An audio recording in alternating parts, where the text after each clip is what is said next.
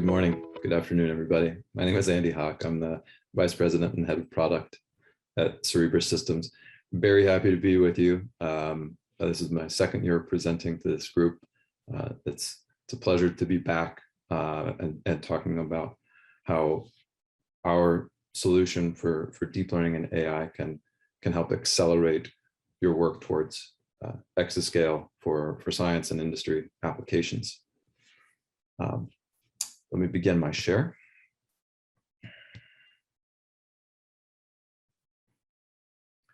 So I thought I would begin today with a short introduction to the company. Cerebras is an AI computer systems company. We were founded in 2016. We're based in Silicon Valley. We also have offices in San Diego, Toronto, and Japan, and a distributed workforce that's growing every year. We were founded by a small team of experienced and innovative chip architects, systems engineers, and business leaders that have been designing and building and delivering high-performance computing solutions into data centers for decades. But we brought the team together and founded Cerebras, not just to make an incremental improvement on an existing processor architecture to accelerate computing by a little bit, but rather to develop a fundamentally new compute solution for a workload that we saw as being one of the most important of a generation, namely neural network computing for deep learning and artificial intelligence. And we saw an opportunity, if we started from the first principles of the workload, to build a machine that could accelerate that work, not by a little bit, but by a lot. And in so doing, potentially have the opportunity to transform the compute landscape by radically accelerating AI. So with that big vision and experienced team, over the past several years, we've been fortunate to receive some smart and strategic funding from some of the smartest investors in Silicon Valley.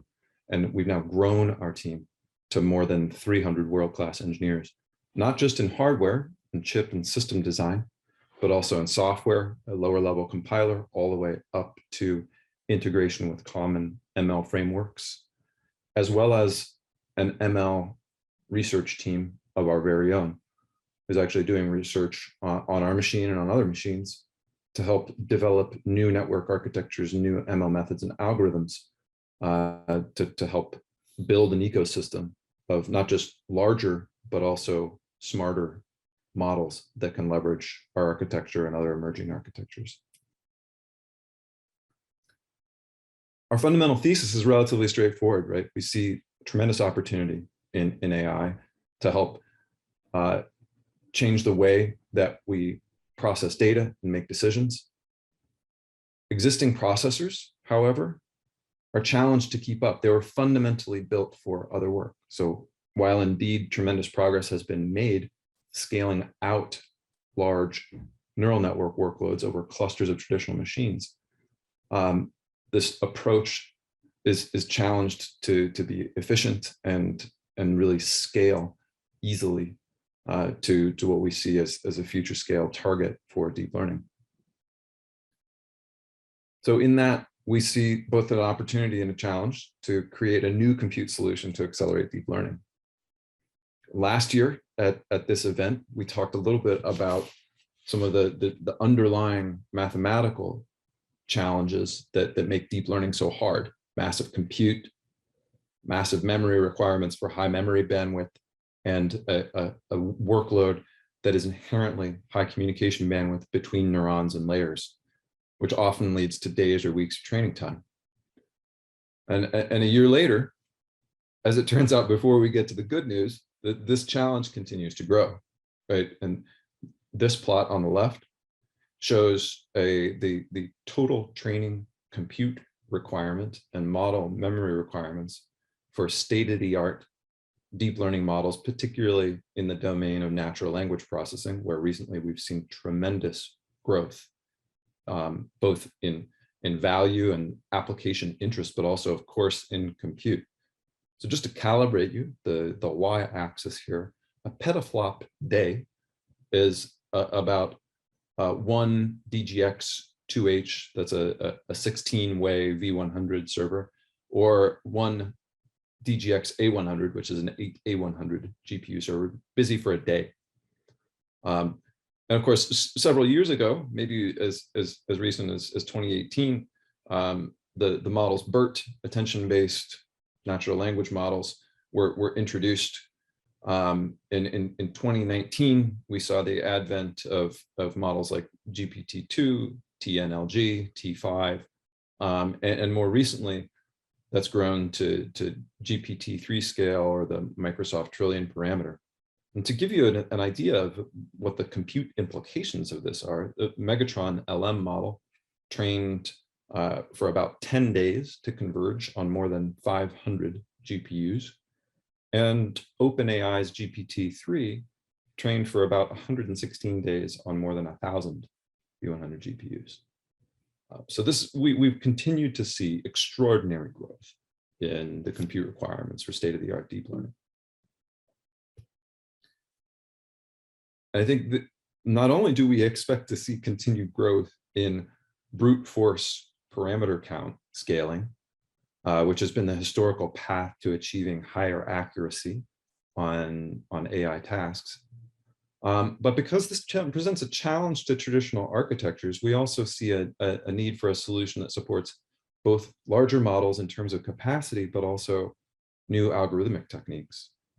The challenge presented to traditional architectures by brute force scaling is that memory capacity, compute, and communication bandwidth continue to grow, and programming large clusters remains relatively challenging. Right? Perhaps not to an audience such as this, who deals with some of the world's largest supercomputers on a day-to-day basis.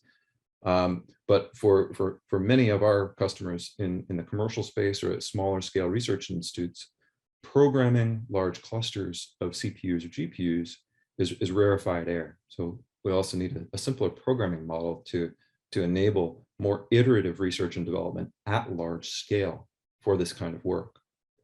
And meanwhile, we've also seen an emergence of algorithmic innovations that are opening a path not just to larger models, but also models that learn more efficiently. That is, more efficient learning per flop or per parameter, including techniques such as leveraging weight or activation sparsity, or models that can compute dynamically or conditionally as a function of input.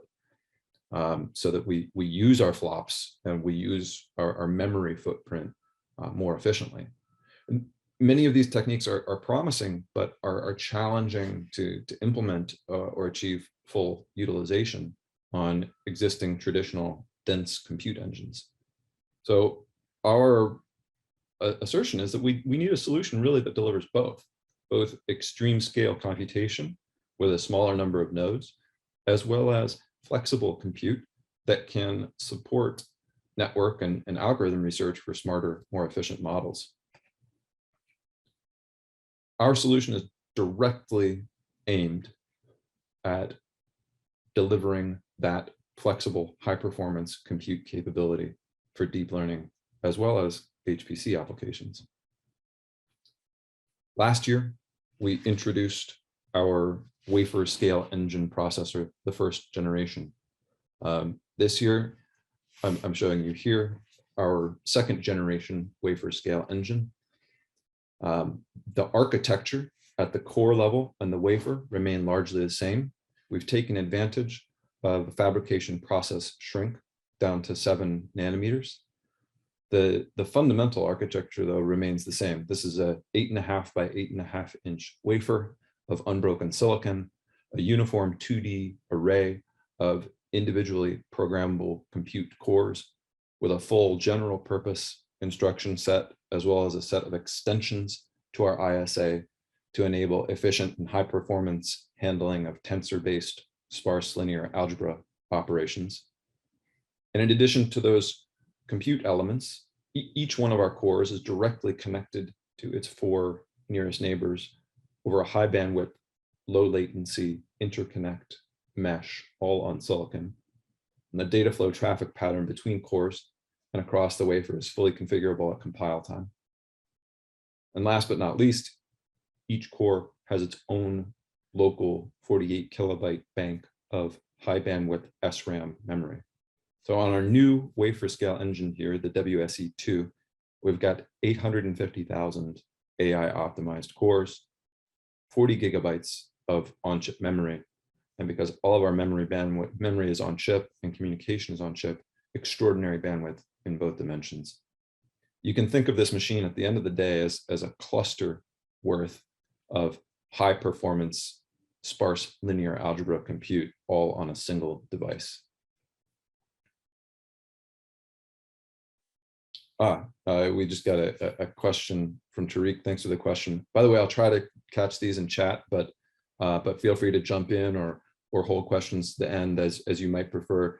And I'll do my best to answer them as they come in. Tariq asked the question, what ISA are you using? Is it open? The ISA is our own, written at Cerebras. It's currently Cerebras internal. We've shared that with partners who are doing lower level development for specialized applications. So depending on your application, we can certainly share that, but currently it's a Cerebras ISA. And I think as we go forward, certainly we've considered the opportunity to open source elements of our software stack so that we can engage a broader and broader set of developers, both at the sort of high level framework integration, but also at lower levels, such as might be enabled by our ISA. We haven't yet decided on how we're going to proceed with that. And let's see, Chris asks, how does the wafer-scale engine handle silicon defects? Chris, that's a great question. The short answer is, as any of our hardware presenters will tell you today, it is virtually impossible to fabricate a perfect wafer. So indeed, when we receive wafers back from the fab, they come with typically a uniformly distributed random set of small point-wise defects that are natural to the manufacturing process. On our wafer, we have provisioned additional redundant cores as well as additional redundant lines of communication, so that at boot time, our system automatically detects any potential manufacturing defects on the wafer, and we're able to route around those defects in hardware, and then our compiler presents in software to the user and to our compiler a uniform 2D grid of cores. So the short answer is we get around defects by physically routing around them in hardware by provisioning additional redundant resources on the wafer, and therefore have been able to yield effectively every wafer that we get back from the fab into a system that goes into our lab or production. So I'll say a little bit more about some of these elements as we go forward, but this picture is one of our favorites. It just simply shows the physical scale of innovation presented by the wafer-scale engine. So at the right is the largest GPU built before the WSE. It's about 54 billion transistors and approximately the size of a postage stamp. At the left is our wafer-scale engine. This is 2.6 trillion transistors and about the size of a dinner plate. But of course, size isn't really the most important metric for deep learning performance, unless it conveys additional resources that can accelerate your work. And here, that's exactly what we do. We show the Cerebras wafer-scale engine here compared to the latest GPU from NVIDIA, the A100, and describe the advantage not just in chip size, where we're 56 times larger, but in terms of compute cores, where we have more than 120x the compute cores on the wafer-scale engine. On-chip memory, to hold larger models in state, we have 1000x the on-chip memory compared to an A100, and more than 12,000x the memory bandwidth and 45,000x the communication bandwidth, allowing us to bring together more of the resources that translate into compute performance for your work on a single device. So a little bit more about each one of those dimensions. We've built this machine really from the ground up to accelerate sparse linear algebra, particularly for deep learning, but also for some important HPC work. The first element of our architecture is AI optimized compute. Each one of our programming elements or processing elements, or PEs, is a fully programmable core with a set of ML optimized extensions. This is a fine-grained data flow architecture. So computation at the core level is triggered by the onset of data, which allows us to handle conditional or dynamic compute workloads. It also allows us to detect and avoid multiply by zero operations so that we can support very sparse or dynamic workloads at full utilization and efficiency. Our memory architecture is also optimized for this work. So we had a question earlier about a traditional von Neumann architecture, where compute cores are effectively separate from main memory over a relatively narrow bandwidth length. That's suitable for many workloads, such as database management, some high performance compute and graphics processing, but deep learning workloads in particular want much higher memory bandwidth and have relatively low reuse of operands. And so the right architecture for deep learning, we think, is a uniformly distributed high performance on-chip memory, where cores can quickly access local memory to keep their data path full throughout the lifecycle of an operation. And last but not least, AI optimized communication. Whereas in a traditional cluster, individual processors have to communicate to one another over PCIe and physical network, maybe across servers or across racks or rows in a data center. Each one of our processing elements on the wafer is directly connected to its neighbors over silicon. This allows for high bandwidth, low latency, cluster scale networking all on one chip.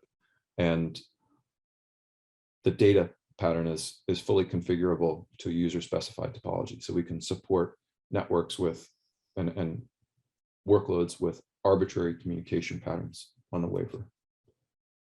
So together, this collection of architectural enhancements allows our machine to achieve orders of magnitude performance and efficiency gain over traditional devices. We can execute a training or inference workload, natively model parallel, achieve high performance through a wide range of batch sizes, both large and small, and accelerate dynamic and sparse workloads. But of course, for us, the wafer is, of course, a significant innovation and it's the heart of our machine. But once we developed that as the right solution for deep learning compute, we had to completely rethink the system and software to make that wafer scale engine easy to deploy and operate and maintain in a data center and easy to program for our end users. So the first element of that integrated solution, in addition to the wafer, is the server, the physical chassis that houses and powers and cools that device. For that, our team designed and developed the server shown here. We call it the Cerebras CS2. One of these servers is powered by a single wafer scale engine, and it fits into a standard data center rack. So the physical machine is about 26 inches tall, or the size of a hotel room or dorm room refrigerator. It is 15 rack units tall. So it takes up about 1/3 of the space in a standard data center rack. Once you slip this machine into the rack, you simply plug it into power over standard connections. We take 23 kilowatts of power, and we connect to adjacent infrastructure in your data center over standard 100 gigabit Ethernet links. But because our machine consumes quite a bit of data quickly, we have provisioned 12 100 gigabit links for a total aggregate system level IO of 1.2 terabits per second. And let's see. Catherine asked a question, can any processor on the chip directly access the memory in any location of the chip? Or the cores directly connected to the nearest and have to communicate with each other? So Catherine, that's a great question. And you're right. So individual processing elements or cores can access their local memory. And they can reach out over the communication network to transmit data between them, but they can't directly access the memory of neighboring PEs. And Tariq asked about the benefit of on-chip memory to on-chip cache. Why not on-chip cache? So you can, the short answer there, Tariq, is you can think of our memory, practically speaking, as a moral equivalent to a GPU's L1 cache. It is a flat hierarchy that is one clock cycle away from its associated core. And so you can think of it very much like a cache memory on a GPU. And so the advantages there are both programming simplicity. It's not a multi-level hierarchy that you need to worry about different bandwidths to different capacity memory, and also simply the bandwidth that we have to that memory, which is just a clock cycle away. Returning to the system, this system, depending on the workload, typically delivers the performance equivalent of many tens to, in some cases, hundreds of GPUs or more. And so from a data center standpoint, a system like this can replace racks upon racks of legacy general purpose servers with one machine that takes less than one rack of space, or could potentially scale up to exascale for AI and HPC applications in a cluster. We'll touch briefly on software. So I often joke that most good hardware companies are actually majority software engineers. And that's a true statement at Cerebras as well, because of course we know as researchers and engineers ourselves that a new hardware platform, while it may offer extraordinary performance advantage, it is only as useful as the software that allows you to program that machine, right? If there's a high barrier to migrating code to get it to run on a new device, that represents a barrier to adoption. And so at Cerebras, we've invested significantly in the software platform that meets data scientists, ML researchers, HPC users where they are in common open source frameworks. So here in this figure, we illustrate the compilation path for a deep learning training or inference model, where a user expresses their training or inference workload in a standard ML framework, such as TensorFlow or PyTorch. Our compiler software runs on a standard x86 server in a standard software container, along with the user's ML framework. And at runtime, our software extracts and translates the user's training or inference compute graph into an intermediate representation that we call LAIR. This is effectively the top of our software stack and describes to the downstream components of our compiler the compute operations required at each layer of the network, as well as the communication pattern between those layers. Our software then automatically matches a high-performance kernel from our library to each and every compute operation in that training or inference graph. And then our compiler automatically allocates compute and memory on our Wafer-Scale engine for each and every layer of the compute graph. In this way, converting here schematically a 4-layer neural network into a 4-stage data flow pipeline on the chip. Once that executable is compiled and the network configuration encoded, we simply load that executable onto our machine over the network and stream in input data through that graph. resulting in trained weights that are accessible by the user or inference answers on the host machine. Let's see. Oh, Mihailo, great question. So Mihailo asks, do we support scheduling multiple workloads? So the short answer is yes. In every single one of our deployments, we are supporting with one machine or potentially more research groups of 10 or 20 or more researchers. If those research groups are bringing very, very large workloads to our machine, we simply schedule them sequentially using an orchestration framework like Slurm. But we also have the ability to compile and run multiple copies or multiple workloads on the wafer at the same time. This is particularly advantageous for models that might be smaller or might not require the entire wafer-scale engine resources.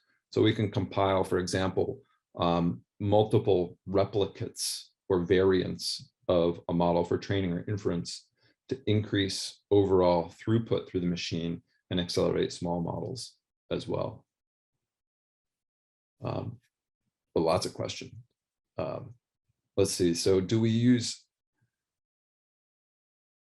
Christopher asks, is the platform currently restricted to learning type approaches that can be expressed with something like TensorFlow?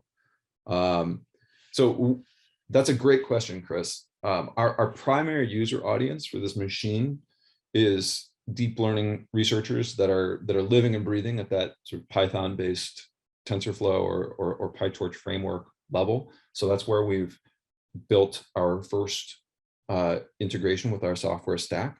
But we also have a set of lower level programming tools and APIs that are referred to in this slide as the Cerebras software development kit to allow researchers to write their own kernels for custom applications that may be deep learning applications that require some custom computational kernel, or could be HPC researchers who want to encode one of their HPC algorithms, such as a partial differential equation solver or fast Fourier transform for signal processing as a kernel to run on our machine. So we absolutely recognize that TensorFlow and those ML frameworks are a primary gateway to a majority audience of our deep learning users, but have developed lower level software programming tools to allow users to develop new and other applications. Yilton asks about runtime communication libraries. We don't run anything like MPI or Nickel. This is actually one of the complexities of cluster programming that that we remove through our compiler and software stack. So our compiler takes care of all of the communication, routing, and optimization on the wafer for you. If your particular workload has specific or custom communication routing needs, you can also use our lower level programming tools to customize that. But our default compiler pathway takes care of all of that for you. Ryan asks about data transfer from host to wafer only through the edges, or can the host read write directly to SRAM? So yeah, the short answer there, Ryan, we can chat more offline about this later, but data is driven from the host to the wafer over those 1200 gigabit Ethernet links. So we have 1.2 terabits per second directly into the wafer. We have a small host of FPGAs on board within our CS2 system that handle the task of offloading and terminating inbound TCP IP from the network into our on-wafer communication protocol at full line rate. So we can actually achieve a full 1.2 terabit per second into the wafer, and we're working on improvements to that in future generations. Mihailo asked a follow-up question to the earlier one about multiple workloads to say, can we dynamically run a small workload to fill some empty space? May want to let's continue that conversation later, Mihailo. That's a really interesting question.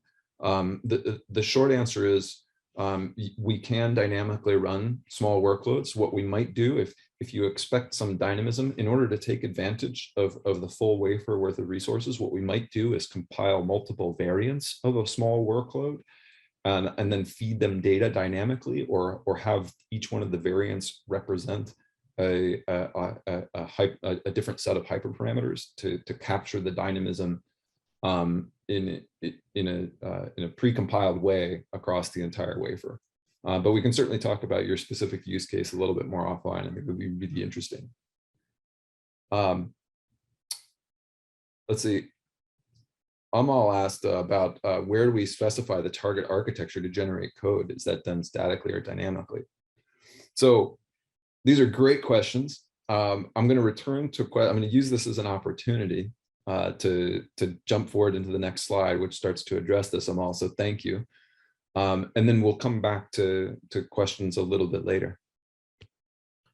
So Amal asked the question about where do we specify the Cerebras device? And the short answer is we've done extensive work to make that easy and allow you to work within the standard semantics of your framework. So here I show an example of what it takes to target the CS1 from TensorFlow.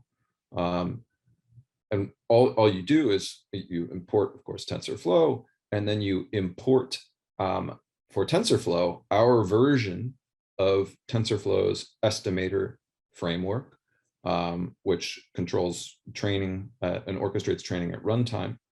You then use the standard semantics of TensorFlow estimator, just now in the Cerebras wrapper, to define your model function, define your model directory, parameters, and your training and evaluation function, and set the target there as the CS1.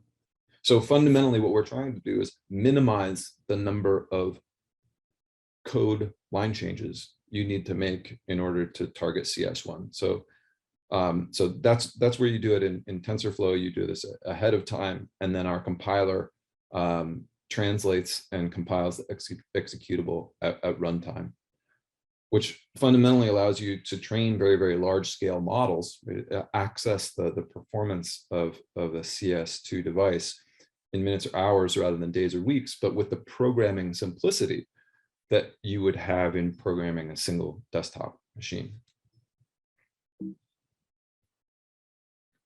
So I wanted to just highlight in a few minutes a couple of applications that we've been working on with customers, and really what the value of this performance is, right? Because at the end of the day, faster wall clock compute performance is really a means to an end to accelerate research and reduce the cost of curiosity.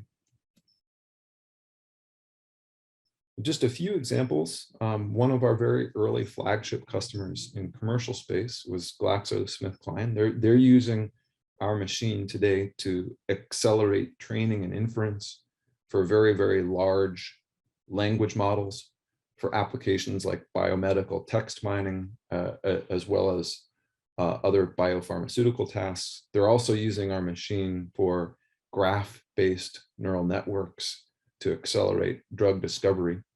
But for them, accelerating existing models is really only part of the story. They're using our machine as a research platform to research and develop fundamentally new neural network architectures and ML methods. As their lead for AI says, the sheer size of memory, and in particular memory bandwidth that we have on the wafer, allows them to develop and build models that aren't practical for them to build even on their existing distributed GPU clusters. And another commercial customer in the web and social media space is using our machine to accelerate both research and production training for their large language models for social media text classification, an application that probably many of us are familiar with. Their models for text classification typically take them on the order of weeks to train on their existing GPU cluster. For our work with them, we were able to accelerate BERT training time from more than 2 weeks to less than 2 days on a single one of our first generation machines, the CS1, representing an acceleration in wall clock performance more than 100x beyond GPU. This meant not only could they train models more iteratively as a function of research to arrive upon better model architecture and better accuracy for their production model, but also allowed them to then retrain that production model on the order of once every week or every 2 weeks, rather than retraining it maybe only once a month or once a quarter, allowing their production model to deliver their end users better accuracy, better answers, better service at the end of the day.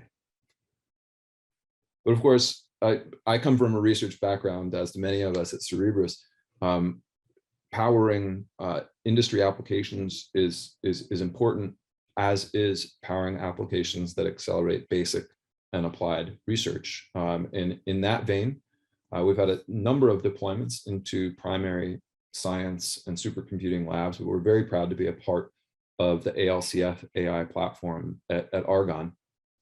I borrowed this slide from a colleague of ours at Argonne that we've been working with on a collection of projects at ANL, ranging from models being trained for the Candle project in cancer drug response prediction to processing X-ray data, Bragg's peak analysis, classification of gravitational waves, and models used for COVID-19 research and protein folding and drug development.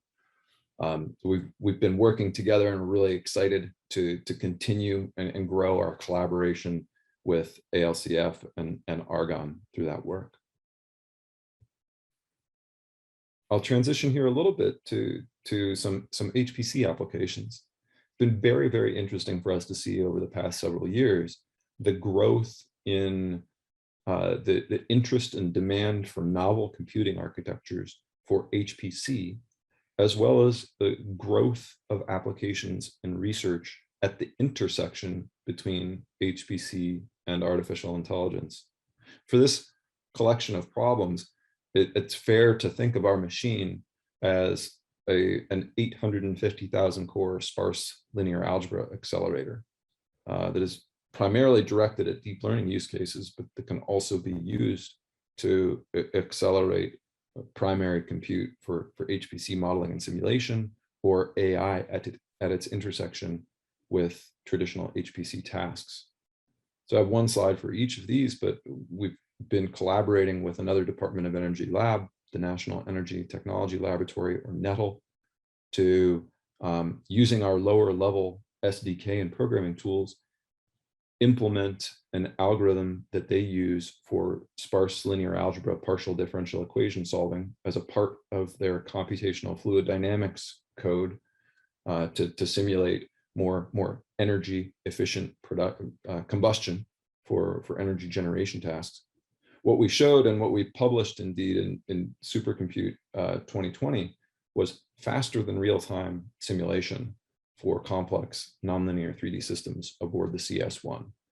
With our machine, we were able to demonstrate a 10,000x acceleration over GPU implementation for their biconjugate gradient descent solver algorithm for computational fluid dynamics on a 3D stencil mesh. So this particular algorithm was an extraordinary fit for our architecture, and therefore we were able to show extraordinary results, exceeding in a single CS1 even the performance that they could achieve on the entire Joule 2.0 supercomputer. That paper, by the way, is a good read and has some of the technical details around our architecture that might be of interest to this audience. As I mentioned, though, we've also seen a growth of interest in AI at its intersection with HPC. A good example of this is the work that we're doing with Lawrence Livermore National Labs, where we've integrated our CS1 machine with the Lassen supercomputer to accelerate their work on cognitive simulation, where physics-based HP simulations are running at large scale on the Lassen supercomputer, and simulation output is then being directed to the connected CS1 machine for high throughput low latency inference, whose answers are then directed back to Lassen to inform subsequent steps in the simulation. So this is really a first in its class integration of a heterogeneous HPC and AI architecture. According to Braunus, the CTO of Livermore Computing, the advantage of this is that we now have a compute volume that is really specifically tuned and intended for running machine learning models at their intersection with traditional HPC. So one brief comment on what's next before I wrap up. As I mentioned in the beginning, we've seen over the past several years a explosive growth in model parameter count, as well as interest in using much, much larger input data. So our team has been working and is soon to formally announce a new execution mode in software to handle extraordinarily large inputs and models. This execution mode in software is fully complementary to our existing pipelined activation streaming mode, where we load in our default mode, where we load the full set of model weights onto the wafer and stream in activations. As a complement to that, the new mode that we are developing, we load in activations and stream in weights. The advantage of this complementary execution mode is that we can now disaggregate the storage requirements for extremely large models or extremely large inputs into off-system commodity storage. It's high bandwidth and connected into our machine, effectively allowing us to unlock training of models that are much, much larger in size than could be accommodated on a single wafer in our SRAM, allowing us to train, for example, billion to potentially trillion parameter scale models, even on a single machine. Leverage weight and activation sparsity together for greater acceleration, and cluster multiple machines together to accelerate throughput and overall training time in allowing the community to train, say, GPT-2 or 3 models at scale in a reasonable amount of time in compact high performance clusters. If you're attending the Hot Chips event coming up, stay tuned for more. We're going to be talking a little bit more about the details of this and rolling out some interesting results from our team's work on this over the coming weeks and months at events throughout the year. But this is really exciting for us because it unlocks what we see as sort of the next generation of very, very large scale models. And as I mentioned in the beginning, more efficient learning models at very large scale in the future. All right, so I will stop there and I'll just say thank you, guys. Thank you for all the questions in chat. I'm sorry I didn't get a chance to answer all of them. I hope we have the opportunity to work together on some really big problems, and I can return to chat to try to address a couple of more questions if there's time. But I'm also going to hand it over to our organizers so that we can make sure that we keep your entire day on schedule.